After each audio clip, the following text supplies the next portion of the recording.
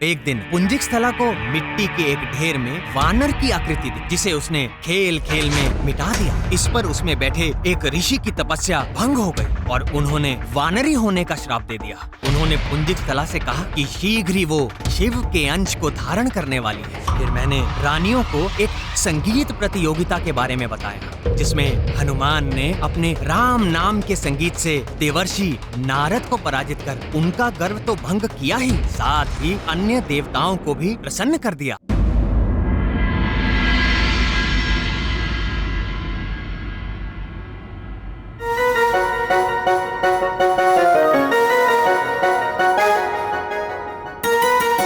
हनुमान, मुझे यहाँ से निकालिए। हनुमान! नारद जी, आपको हनुमान से प्रार्थना मांगने की क्या आवश्यकता? आप तो स्वयं संगीत विशारद हैं। हनुमान के समान आप भी अपने सुरों से इस हिम को पिघला दीजिए। लज्जित हूं महादेव। देवताओं और अप्सराओं पर अपने सुरों के प्रभाव से मुझे अहंकार हो गया था, किंतु मेरे सुर केवल जीवित प्राणियों के हृदय में हलचल कर सकते हैं महेश्वर। राम भक्त हनुमान का संगीत तो हिम जैसे जड़ पदार्थ को भी विचलित कर देता है।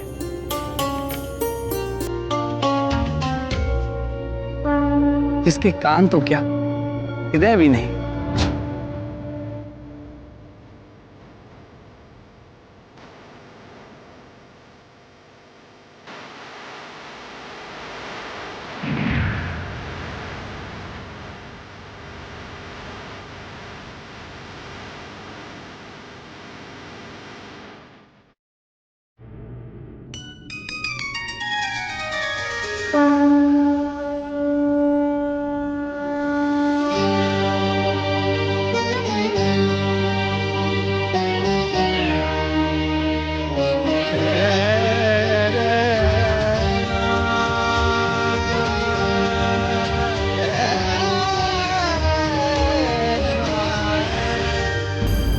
तो क्या हनुमान ने नारद जी का भी गर्व भंग कर डाला?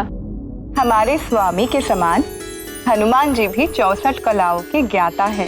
कैसे ना हो, हनुमान जी की माँ अप्सरा पुंजिक स्थला पे तो उच्च कोटि की कलाकार थी। आप प्राणवल्लभ, पुंजिक स्थला का क्या हुआ? ऋषि के श्राप के प्रभाव से पुंजिक स्थला का स्वर्ग से पतन हो गया और उसने धरती पर वानर राज कुंजर की पुत्री अंजना के रूप में जन्म लिया। वानर राज कुंजर के घर में अंजना का यथारीति लालन पालन होने लगा। पूर्व जन्मों के संस्कार से अंजना की भी भगवान शंकर में अनन्य श्रद्धा थी। समय बीतता गया, यौवन के पग धरते ही अंजना का सौंदर्य खिल उठा, किंतु अन्य युवतियों से विपरीत अंजना आभूषण और अलंकार के साथ साथ शस्त्र विद्या में भी रुचि लेने लगी। वानर राज कुंजर ने उसे रोका नहीं, वरन उत्साह वर्धन ही किया।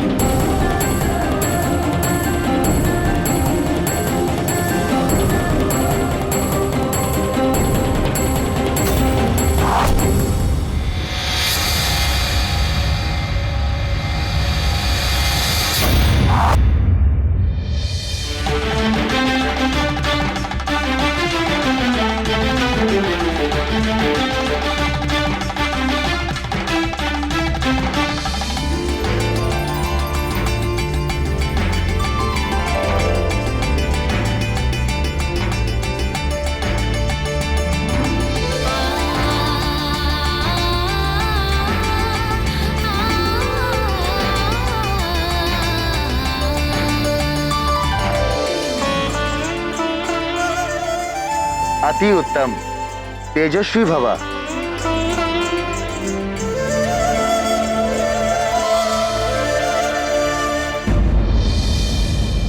बहुत सोच समझकर पुंजिक स्थला को हनुमान की जननी के लिए चुना गया था, पर अभी भी वो भगवान भोले शंकर के अंश का भार वहन करने में समर्थ नहीं थी। अनेक परीक्षाओं को पार कर अंजना को उस योग्य बनना था। इसी उद्देश्य से उसके जीवन में विचित्र घटनाएं घटने लगी और एक बार अंजना अपनी सखियों के साथ निकट के वन में आनंद विहार के लिए निकली।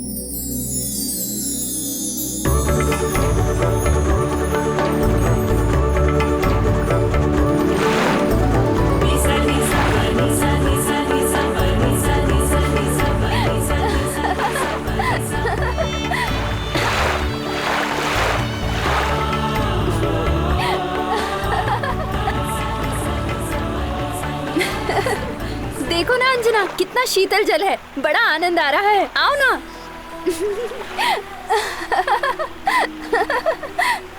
आओ ना, आओ ना अंजना।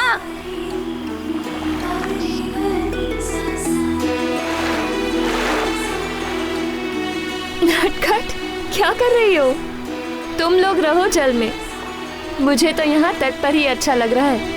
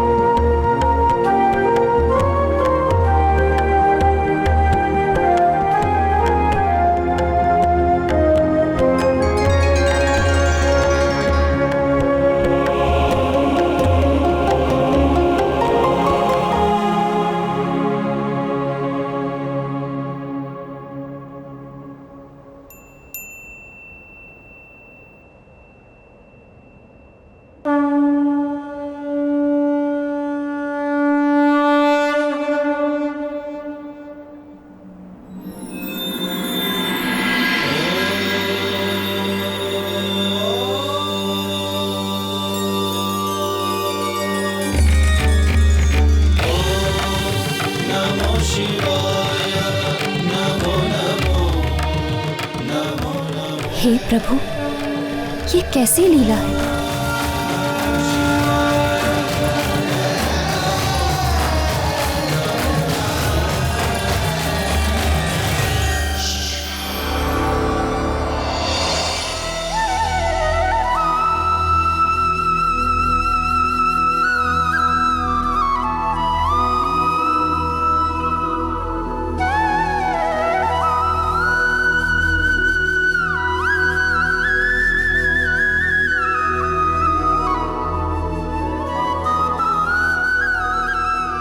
आप हमें सता रहे हैं मुरलीधर।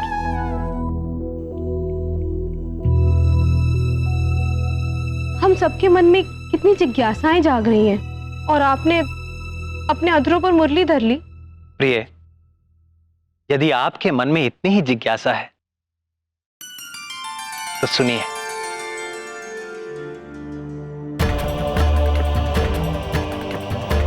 महादेव का अंश जन्म से पूर्व ही अंजना का मार्गदर्शन करने लगा था।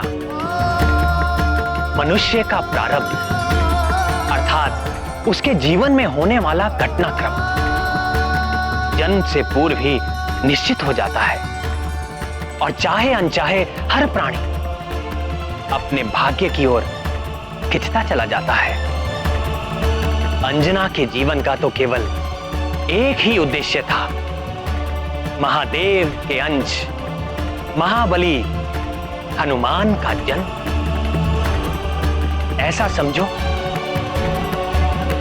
कि बाल हनुमान की छवि बनकर वो भाग्य ही अंजना को एक विशेष दिशा में खींचे लिए जा रहा था।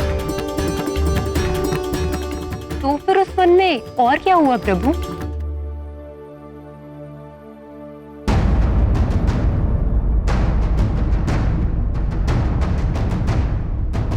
वहां जो हुआ वो बड़ा ही भयंकर और रोमांचकारी था।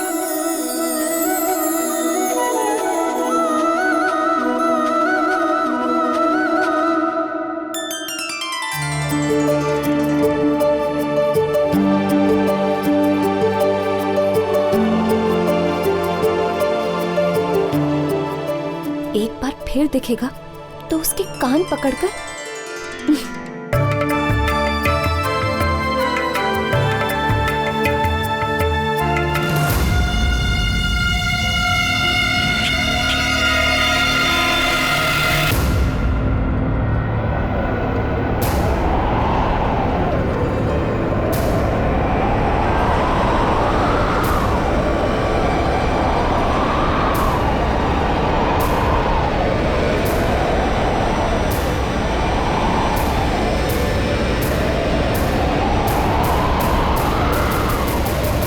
हे भूतपति भगवान रुद्र, हे माता रुद्राणी, मेरी रक्षा कीजिए।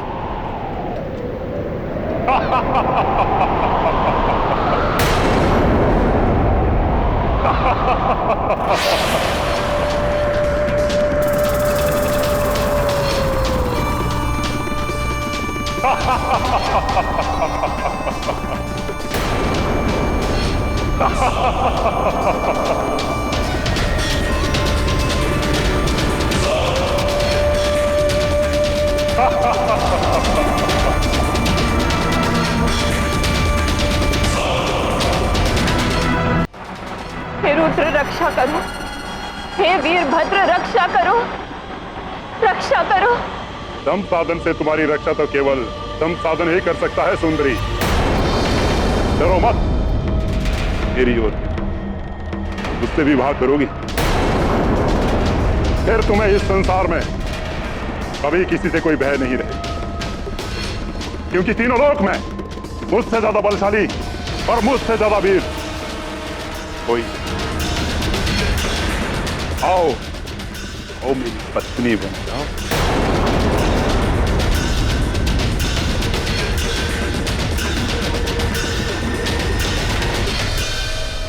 भाग कर कहां जाओगी? रुक जाओ, देखो मुझे क्रोध आ रहा है।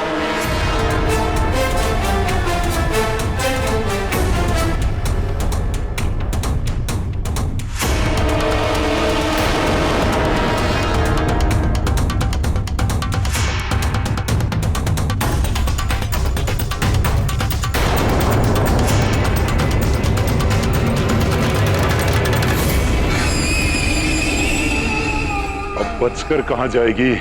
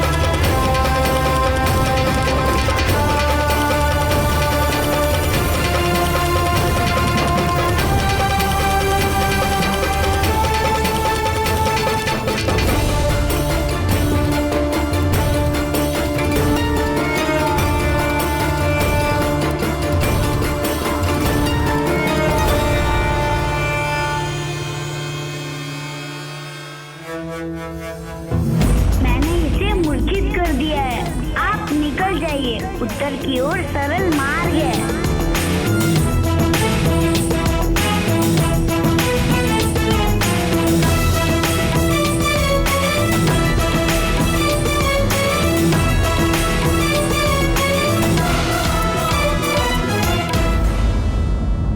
किंतु प्रभु, जिस वन में शंभ साधन जैसे भयंकर राक्षस का प्रकोप था, उस विकराल वन में बाल हनुमान अंजना को लेकर गए ही क्यों? हाँ नाथ, और फिर स्वयं ही माता की रक्षा भी की। इस जगत में कुछ भी अकारण नहीं होता, कुछ तो कारण होगा। ठीक है, यदि आप नहीं बताना चाहते तो ना बताएं, किंतु ये तो बताएं कि फिर अंजना का क्या हुआ? जिस उत्तर दिशा की ओर बाल हनुमान ने माता अंजना को भेज दिया था, वहां ऋषि पनक का आश्रम था। ऋषि ने अंजना को जलपान कराया और उनकी सारी व्यथा सुनी।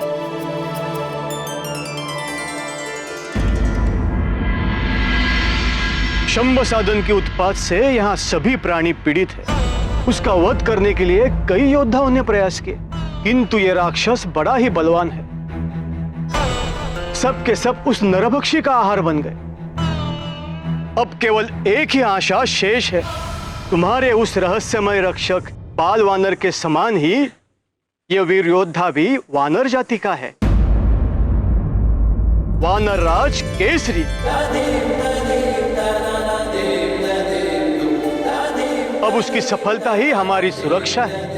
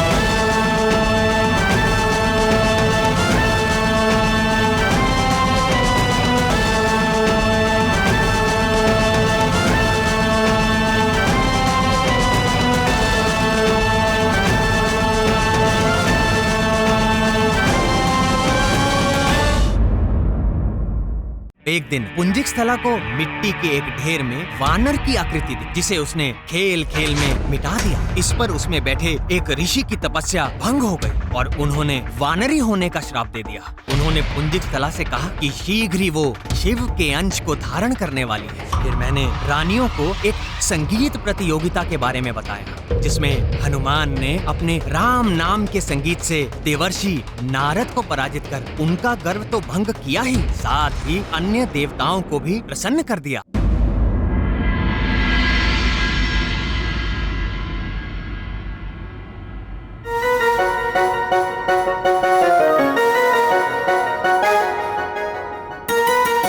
हनुमान, मुझे यहाँ से निकालिए। हनुमान! नारद जी, आपको हनुमान से प्रार्थना मांगने की क्या आवश्यकता? आप तो स्वयं संगीत विशारद हैं। हनुमान के समान आप भी अपने सुरों से इस हिम को पिघला दीजिए। मैं लज्जित हूं महादेव। देवताओं और अप्सराओं पर अपने सुरों के प्रभाव से मुझे अहंकार हो गया था।